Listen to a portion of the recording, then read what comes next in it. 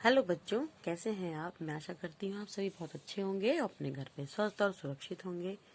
तो आज मैं आपको हिंदी व्याकरण का चैप्टर नंबर 9 संज्ञा के विकार का पहला पार्ट पढ़ाऊंगी। ठीक है, तो शुरू करते हैं। आप जानते हैं कि संज्ञा विकारी शब्द है। इसमें लिंग के कारण भी विकार होता है। नीचे दिए गए उदाहरण देखिए। लड़का खाना खा रहा है, लड़की खाना खा रही है। तो लिंग के कारण विकार, यानी कि जैसे लड़के पढ़ते हैं, लड़कियां पढ़ती हैं। तो यहाँ लड़का है और यहाँ लड़की, लड़के लड़कियां, है ना। यही होता है, इसमें लिंग के कारण विकार हो रहा है। लड़कों ने खाना बनाया, लड़कियों ने खाना बनाया। तो इन सब में जो विकार हुआ है किसके कारण हुआ है? लिंग के कारण। ठीक है, और आगे बढ़ते हैं। लिंग चित्र को देखिए और इनके नीचे लिखे वाक्यों को पढ़िए। आदमी टीवी देख रहा है, औरत कपड़े धो रही है। यहाँ पे आदमी है और यहाँ पे औरत है, तो यहाँ पे इस तरह से अंतर हुआ। फिर है मोर नाच रहा है, बतख पानी में तैर रही है ना। तो यहाँ पे भी देखिए लिंग के कारण ही विकार है। हमने जो पीछे चित्र देखे अभी पहले, रंगीन शब्दों से पता चलता है कि उनका प्रयोग पुरुष जाति के लिए हुआ है या स्त्री जाति के लिए हुआ है। जो आदमी, मोर और मोर का प्रयोग पुरुष जाति के लिए हुआ है, औरत बतख का प्रयोग स्त्री जाति के लिए हुआ है ना। तो शब्द के जिस रूप से यह जाना जाए कि उसका प्रयोग पुरुष जाति के लिए हुआ है या स्त्री जाति के लिए हुआ है, उसे लिंग कहते हैं, है ना। लिंग के भेद। लिंग के दो भेद होते हैं, पुल्लिंग और स्त्रीलिंग। पुल्लिंग जो शब्द पुरुष जाति का बोध कराते हैं वे पुल्लिंग कहलाते हैं, जैसे पिता, बेटा, माली, छात्र, बंदर, पर्दा, रास्ता, खरगोश, मुर्गा आदि। फिर है स्त्रीलिंग। जो शब्द स्त्री जाति का बोध कराते हैं वे स्त्रीलिंग कहलाते हैं, है ना। स्त्रीलिंग शब्द होते हैं जैसे माता, बेटी, बहन, मालिन, छात्रा, बालिका, बंदरिया, ओढ़नी, सड़क, तितली, मुर्गी आदि। ये हो गए लिंग के भेद। उसके बाद होता है लिंग की पहचान। प्राणीवाचक शब्दों में। प्राणीवाचक शब्दों में लिंग की पहचान करना बहुत आसान है। जो शब्द नर का बोध कराते हैं वे पुल्लिंग होते हैं, जैसे घोड़ा, हाथी, बैल, भालू, शेर आदि। जो शब्द मादा का बोध कराते हैं जो स्त्रीलिंग होते हैं, जैसे घोड़ी, हथीनी, गाय, शेर, हिरनी आदि। प्राणीवाचक शब्दों में शब्द सदा पुल्लिंग माने जाते हैं, जैसे उल्लू, केचुआ, कौवा, खटमल, खरगोश, चीता, तीतर, भेड़िया आदि। ये हमेशा पुल्लिंग ही माने जाते हैं। प्राणीवाचक शब्दों में कुछ शब्द सदा स्त्रीलिंग माने जाते हैं, जैसे कोयल, चील, गिलहरी, बतख,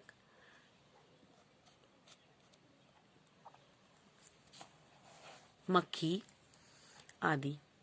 ठीक है, तो ये नर हो या मादा, इन्हें हम ऐसे ही बोलते हैं, मक्खी उड़ गई या मक्खी बैठ गई या कोयल गा रही है। अब कोयल वो नर है या मादा है, इससे कोई बेनिफिट, इसका कोई भी वो नहीं होता, पता नहीं चलता।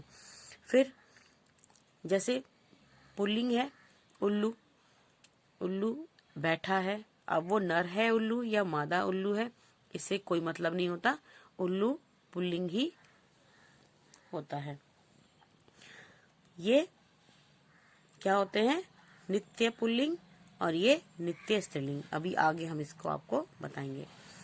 फिर है अप्राणीवाचक शब्दों में। अप्राणीवाचक शब्द जैसे कि कोई भी जिसमें जान नहीं होती, निर्जीव वस्तु होती है, उस तरह से में लिंग का निर्धारण उसके प्रचलन से होता है। वह शब्द जिस लिंग में प्रचलित हो जाए वही उसका लिंग बन जाता है। जैसे आटा, दूध, बर्फ, तरबूज, खरबूजा, आम, सेब, संतरा आदि। तो ये सब क्या है? पुल्लिंग है ना। कहते हैं ना आटा रखा है, आटा पिसवा के, जैसे आटा खत्म हो गया, है ना। सब स्त्रीलिंग। सब्जी, दही, लस्सी, कार, साइकिल, दुकान, रजाई, चांदनी आदि ये सब क्या है? स्त्रीलिंग है।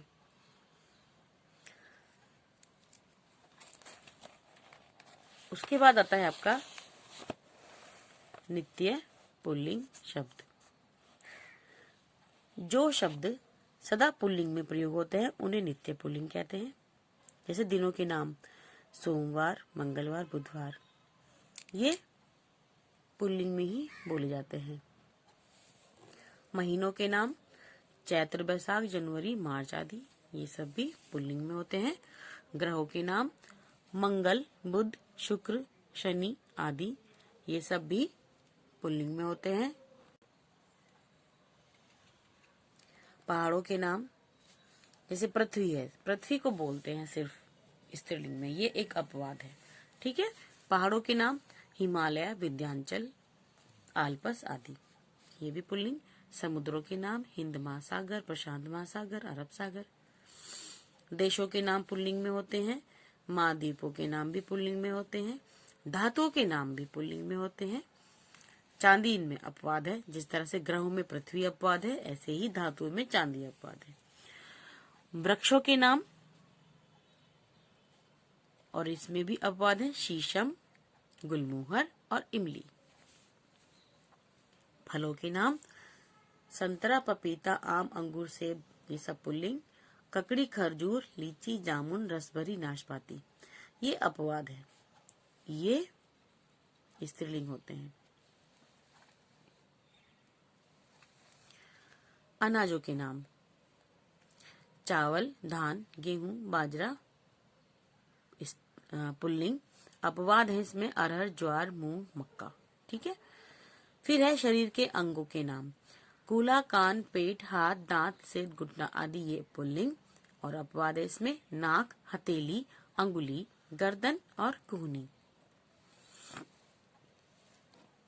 फिर है पदों के नाम जैसे राष्ट्रपति, राज्यपाल, मुख्यमंत्री आदि, ये पुल्लिंग में आता है। रत्नों के नाम मोती, पुखराज, हीरा आदि, ये भी पुल्लिंग। कुछ भाववाचक संज्ञाएं बुढ़ापा, बचपन, सौंदर्य, दिखावा, ये भी पुल्लिंग है। अब है नित्य स्त्रीलिंग शब्द। नित्य स्त्रीलिंग जैसे कि पुल्लिंग है ऐसे ही स्त्रीलिंग है।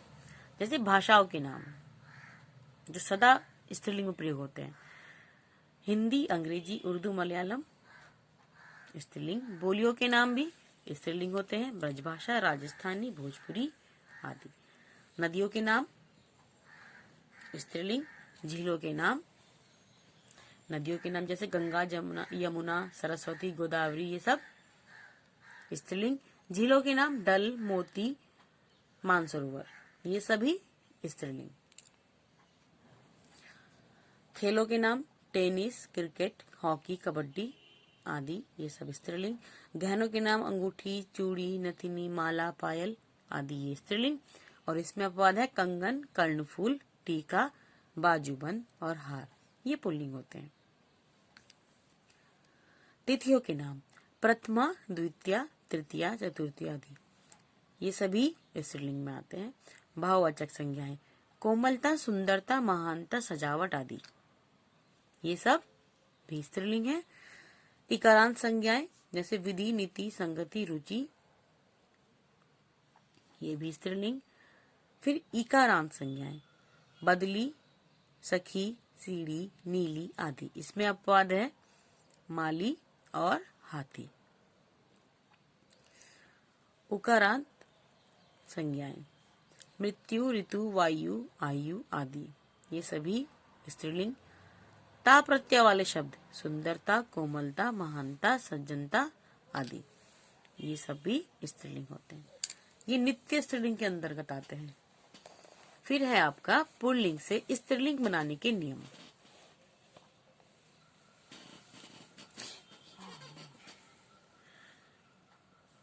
पुल्लिंग से स्त्रीलिंग बनाने के लिए अधिकतर शब्दों में प्रत्यय जोड़े जाते हैं। जैसे आ जोड़कर, आ प्रत्यय जोड़कर, शिष्य शिष्या, मूर्ख मूर्खा, बाल बाला, प्रिय प्रिया। फिर आइन प्रत्यय जोड़ के, लाला लालाइन, ठाकुर ठकुराइन, पंडित पंडिताइन, चौबे चौबाइन। देखिए, लाला ललाइन, पंडित पंडिताइन, ठाकुर ठकुराइन, चौबे चौबाइन, है ना। फिर है आनी प्रत्यय जोड़ के, देवर देवरानी, जेठ जेठानी, नौकर नौकरानी, सेठ सेठानी। तो इसमें कौन सा प्रत्यय लगा है? आनी। फिर है इका प्रत्यय जोड़ के, जैसे लेखक लेखिका, नायक नायिका, सेवक सेविका, अध्यापक अध्यापिका। इसमें इका प्रत्यय जोड़ा है।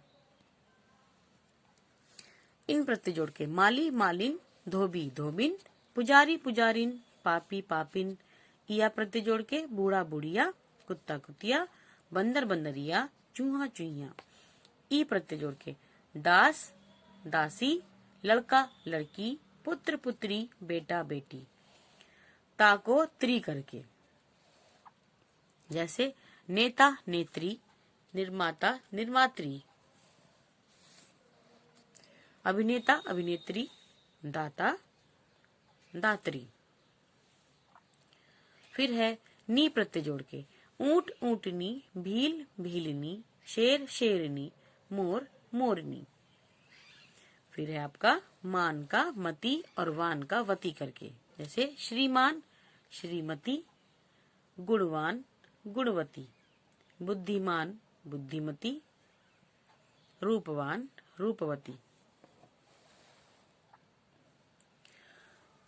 कुछ पुल्लिंग शब्दों को स्त्रीलिंग बिल्कुल भिन्न होते हैं, उसमें प्रत्यय नहीं लगते, वो अलग ही हो जाते हैं। जैसे पति पत्नी, विद्वान विदुषी, बाप माँ, भाई बहन, पुरुष स्त्री, वर वधु, नर मादा।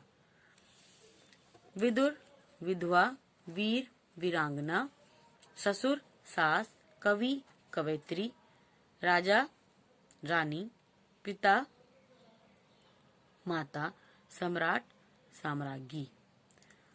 तो ये कुछ आपके लिंग शब्द थे। लिंग कैसे होते हैं, स्त्रीलिंग पुल्लिंग कैसे बनते हैं, नित्य स्त्रीलिंग नित्य पुल्लिंग। तो ये आपको अच्छी तरह समझ में आ गया होगा बच्चों। ठीक है, आगे इस संज्ञा के विकार का दूसरा पार्ट हम दूसरी वीडियो में बताएंगे। ठीक है, ओके बाय।